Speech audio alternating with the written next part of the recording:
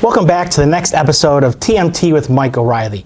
My guest is Tim Donovan, President and CEO of the Competitive Carriers Association. CCA, as it's better known, is a trade association that represents members of a certain size and gives voice to their suppliers and representative companies before Capitol Hill and other regulatory bodies. Tim, thanks very much for joining me. Thanks so much for the opportunity. It's great to be with you. Let's start with an easy one. Perhaps you can explain what CCA does and how you got there and how long you've been here. Sure. So CCA was actually founded in 1992 by 9 rural wireless carriers, then as the Rural Cellular Association, based in Texas at that time. I joined the association in 2009 as part of the effort to establish a DC office. My predecessor was brought in to finish the move from Texas. He had gotten to Tysons Corner, Virginia, but to get into DC and establish a presence. And I was brought in as the second employee of that mission to establish our legislative relations practice on Capitol Hill. So with that, I was our first lobbyist and began building recognition and relationships on Capitol Hill for it, which is, I think, where our paths first crossed. You with RPC at that time, if I remember correctly. So since then, we've grown the association and our presence to advocate for these carriers.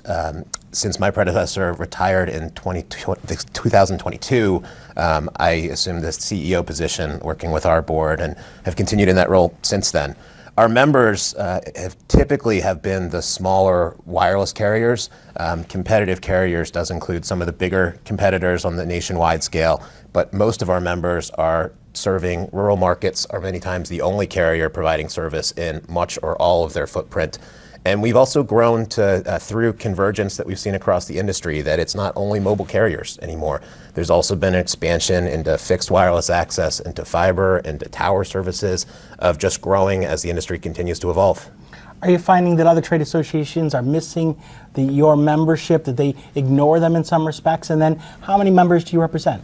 So there's about 50 carriers that CCA advocates for on this. And I think the missing piece in some of the other trade association space in DC is really the issues that affect the smaller carriers or those that have real focus on rural markets that may not be able to implement regulations the same way, may struggle with regulatory burdens that affect a smaller carrier much more than a company that has just far more resources. And also in particular, as I know we'll talk about, that are dependent on programs like the Universal Service Fund to make sure that they have a business case to provide service. Well, let's get into Universal Service and the Universal Service Fund. I'm very interested in what's been called the constitutionality of USF that's now pending before the U.S. Supreme Court. Can you kind of take us through what that case is involving and how soon we may see a decision? Yeah, absolutely.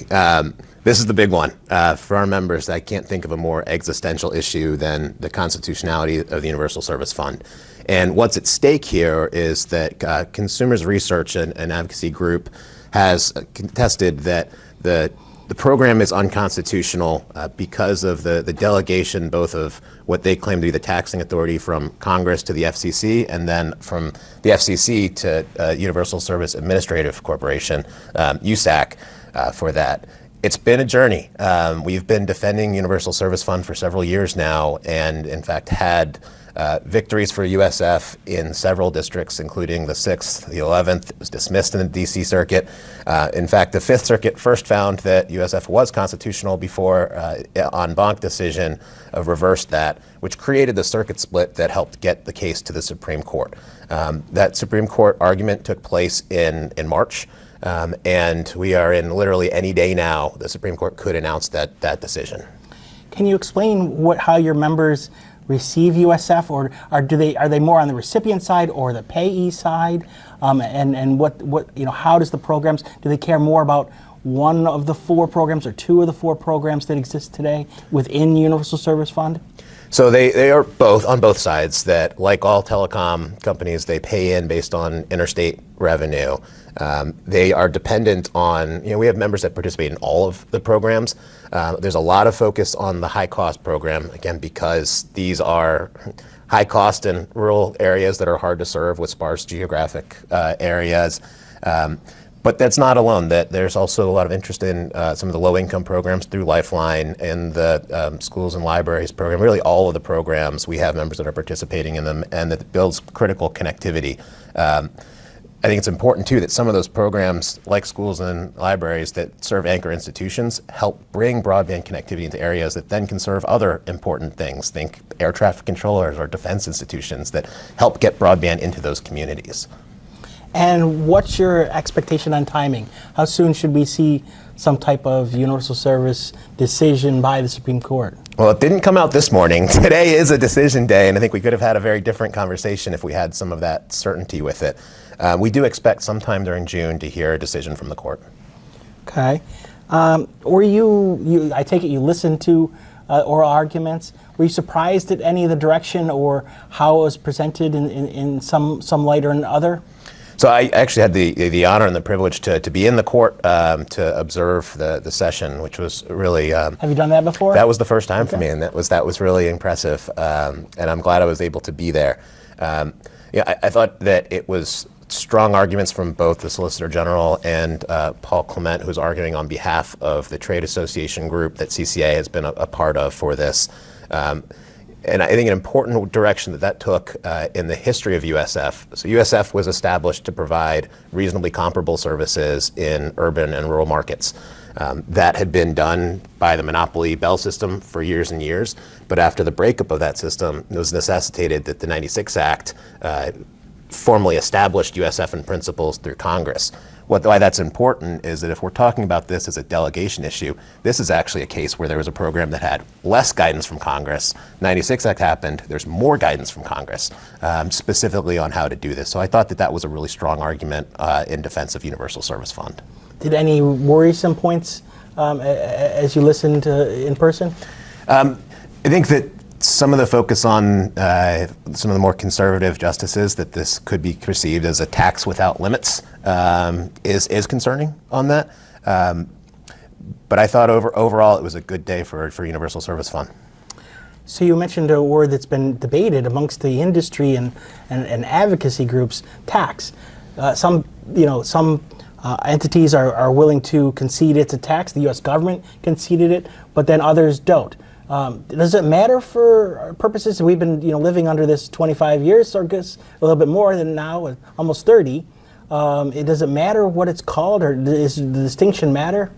Ultimately, no, it doesn't. The industry side did say that we don't feel that this is a tax, that it is a fee. And you can get into the weeds on tax policy with that. But why I think it's important as a fee, not a tax here, is that as right now, as the Congress is looking at tax policy overall, then you have a lot of things that are in the same bucket. This is separate from that. This is outside of tax policy by being the fee. Were you surprised that the oral arguments seem to spend considerable amount of time on the public delegation issue and almost, from an outside perspective, very little time on the USAC and the private delegation issue? I was a little surprised that at first because the decision by the 5th District en banc really relied on that so much. But when you step back, I think it makes sense if you look at it from a broader public policy standpoint, not just our telecom land focus on Universal Service Fund. Can the USF survive if the private delegation issue goes against and there's requirements for USAC to change? That's different than if a public delegation issue. Is that fair? I think that's right, that that's the remedy that the FCC could fix. The public delegation would require action by Congress to fix it. So there was a part in the oral arguments which I was really struck with, and the couple justices really kind of honed into if there could be some type of overall cap on universal service, because it is structured today. There isn't. I obviously have my views on that topic, but setting those aside, the justices really tried to narrow in.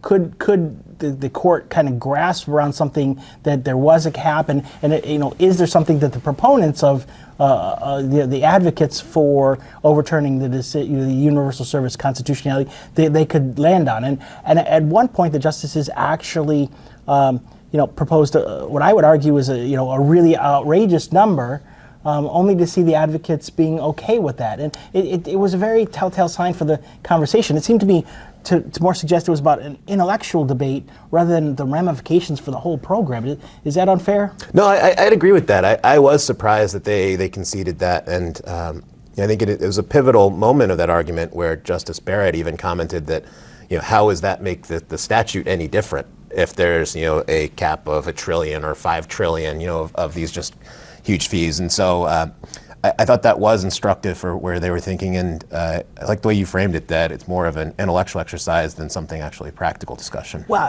only that the proponents of and pushed the case argued that they'd be comfortable with some outrageous number, that would be a benefit to their case. I don't know. It's just a very interesting position to take.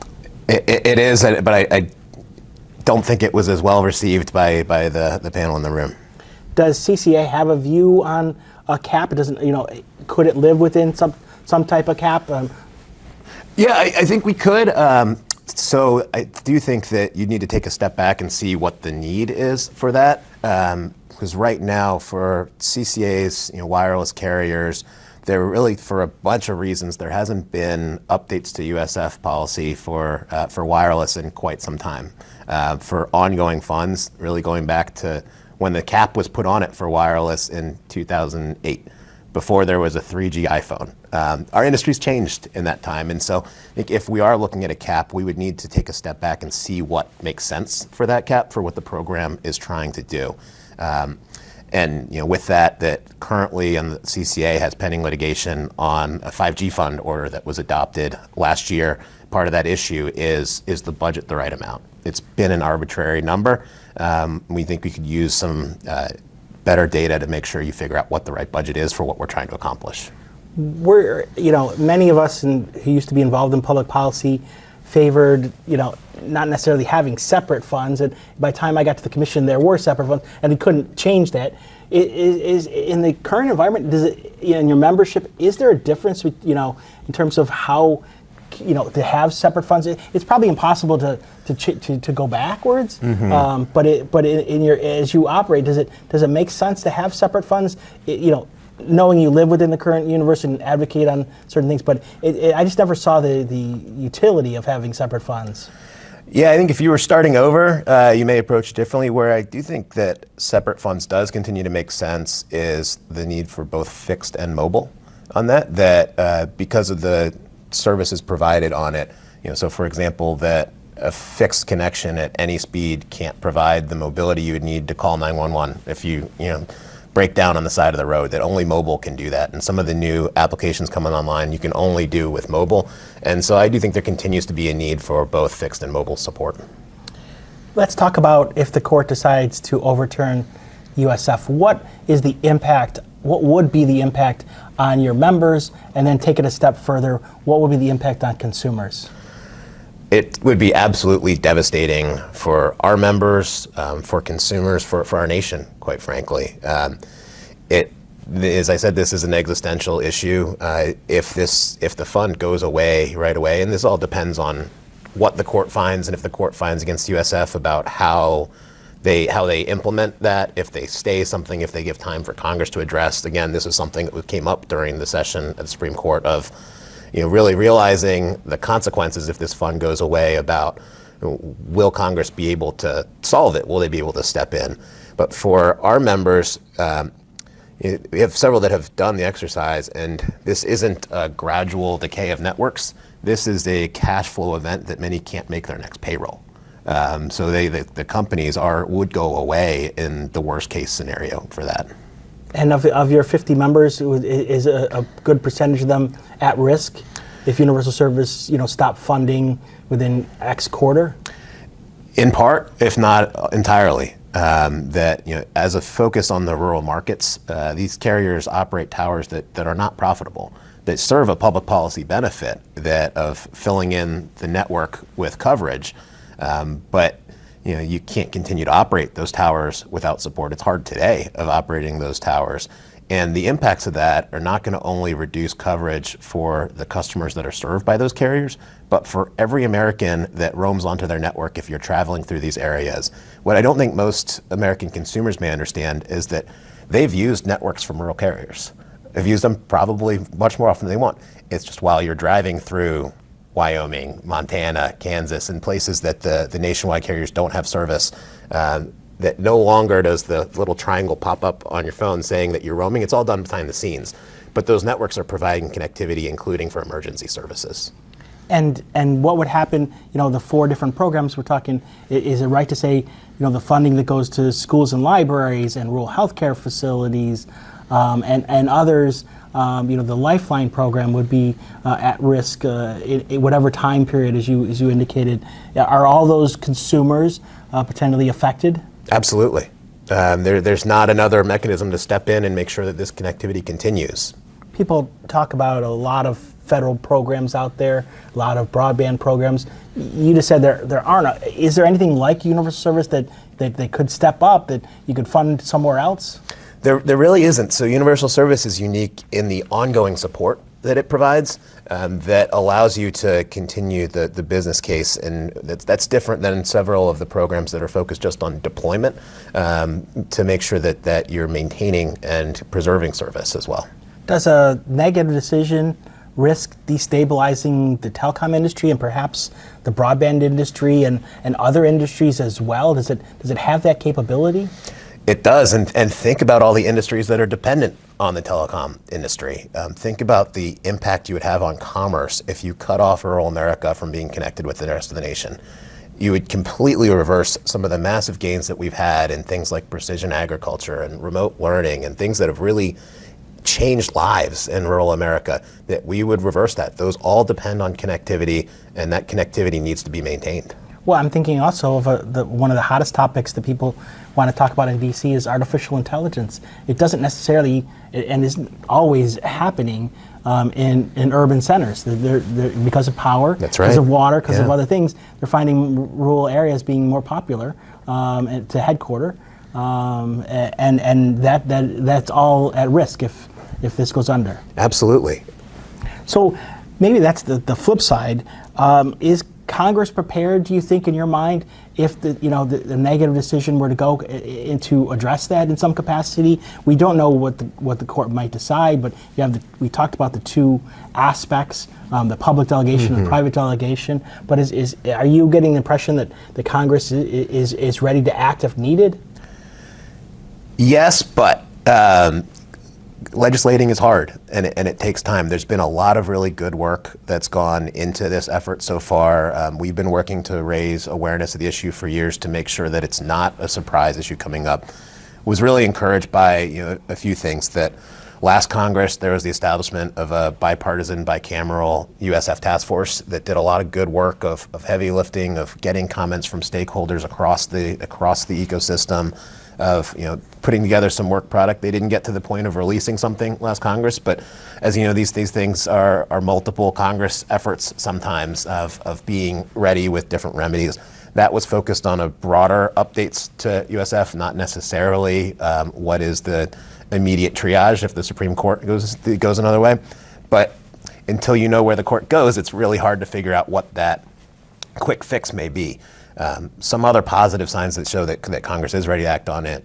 Well, Chairman Cruz of the Commerce Committee, just a few weeks ago, posted on X that he's been working. He's put out his blueprint that he's ready to go on it, and having the chairman of the Commerce Committee is a pretty important leader to be pushing for making sure these efforts are ready.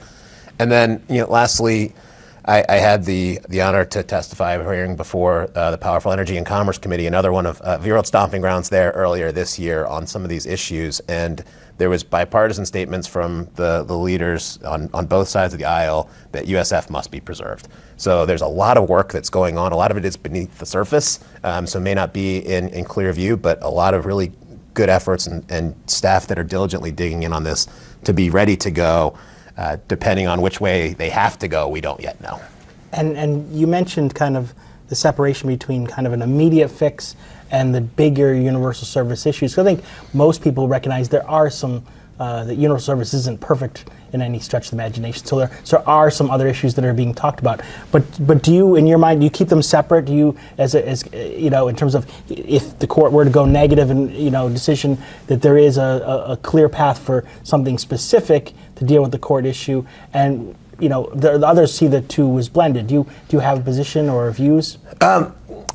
It's complicated. It really, that we're looking at it that first you got to keep the patient alive. That's the most important thing, and then we can work on some of the bigger fixes. I do think that if the court finds against USF, it could be challenging to both do a quick fix and do broader reform. And that's not saying that broader reform isn't necessary.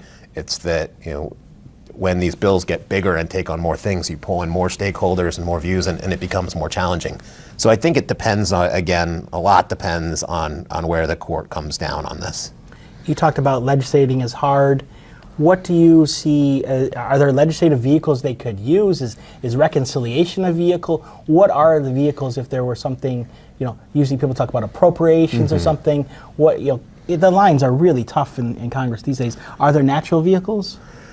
Well, I think so. We're talking mostly about what we say in the Beltway here are the must-pass vehicles, the things that require action. I would hope that this rises to the level of so important that you could get some bipartisan focus to put things on the floor directly. But you're right, sometimes you need a bigger vehicle to pull things across.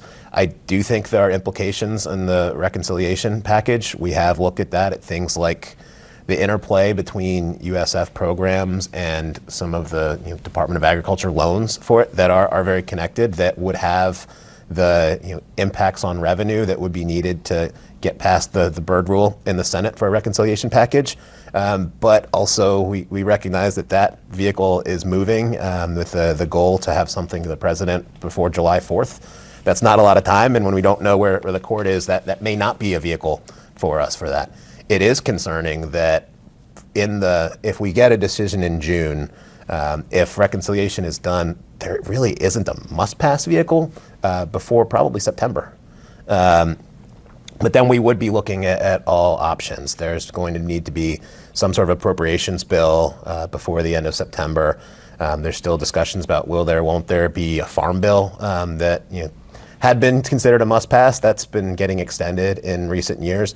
And then the Defense Authorization Act is probably the most consistent must-pass that we've seen over the past several decades on this. But looking at all of those, we will look at any opportunity to get this through. So from your association's perspective, would you rather, if druthers being as they are, rather that if there's a negative decision that the Congress could focus on one and then deal with the other separate? Is that a position your members have taken, or is it you're going to have to play the cards as they're dealt?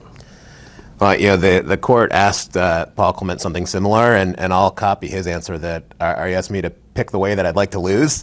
We want to win for that, and that's the most important, and we do feel cautiously optimistic. You can never read too much into an oral argument for that. And from there, it's play the ball where it lies. That if there's opportunities to do bigger reforms for it, to get that done, then I think that's a great opportunity. But we do have to see what the parameters are and what's necessary. If there's a certain time that the court gives for Congress to act, if any of those things come into play, that our guiding star has to be to maintain the program. And does CCA look at this and say, if the Supreme Court validates USF, that the energy or the interest in the issue overall, the bigger reform, it deflates the ball? You have a moment in time where the Congress is may be interested and may be engaged, and you mentioned Senator Cruz, but if the constitutionality is no longer on the table, does that slow down overall reform, other issues, contribution, distribution, administration, other issues that people have identified with bigger reform? I hope not. There was interest in these issues before this became a Supreme Court case. I think there continues to be interest in doing it afterwards. And frankly, we have to do something. There's been a lot of can kicking on USF, especially looking at the contributions factor as telecommunications use has changed. And I think that we do continue to need to take a step back and look at who benefits from these services and who should be paying in, what kind of structure they should have around them. We have a lot of thoughts too on the 5G fund, and that's ongoing. That's more FCC than congressionally focused. But I do think that there still is a desire and interest on the congressional side of figuring out some of these challenges and what things look like for the long term. So let's talk a little bit about broader reform. Do you have views on contribution reform, distribution reform, administration reform? I mean, no, but you didn't create USAC, so is there any particular love for USAC, or are there reforms that you would be advocating for in addition to the issues you identified on the 5G fund? Well, I think one of the biggest ones for us is going to be getting that 5G fund right. And a foundational issue for that we've spent a lot of time working on is, first, can you get the maps right? You need to know where services are and what thresholds are out there to be able to get the policies right. The maps we're talking about are slightly different than broadband maps on the fixed side, right? They're separate mapping. Is that a fair? Yeah, that's right. So the Broadband Data Act required the FCC to update the maps on both fixed and mobile. There's been a whole lot of work done on the fixed side, and that was necessary, and I understand why it came up first in line, because that was key for how the money for a different program, the BEAD program at the Department of Commerce, would allocate funds. So that network was necessary to figure out the $42.5 billion that goes on that side. There's been a lot less focus on the mobile coverage maps, and we've seen some practical concerns about how that's going. We've had companies that have done significant drive testing and have been unable to submit that data to challenge the maps before, which is really frustrating as you're trying to get this right. We've seen that currently the map to determine where mobile support should go is based off of fixed access, of stationary outdoor access.